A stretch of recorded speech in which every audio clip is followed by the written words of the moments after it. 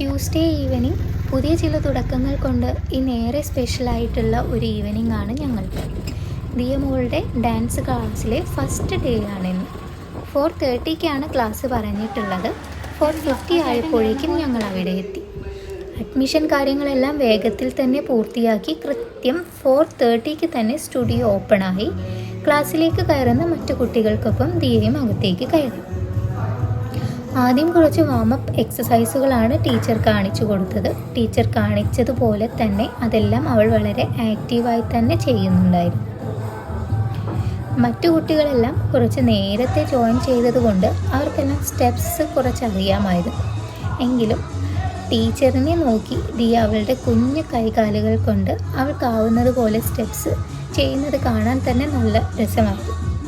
ഞാൻ കുറച്ചധികം സമയം അത് വളരെ കൗതുകത്തോടു കൂടെ സന്തോഷത്തോടു കൂടെയും നോക്കിയിരുന്നു.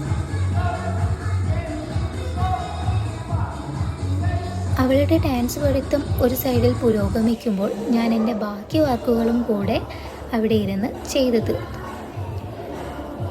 ടീച്ചേഴ്സിനോട് ജനറലായിട്ടുള്ള കുറച്ച് കാര്യങ്ങളും എൻ്റെ കുറച്ച് ഡൗട്ട്സും ചോദിച്ച് കൃത്യം 5:30 തന്നെ ഞങ്ങൾ പുറത്തേക്കിറങ്ങി.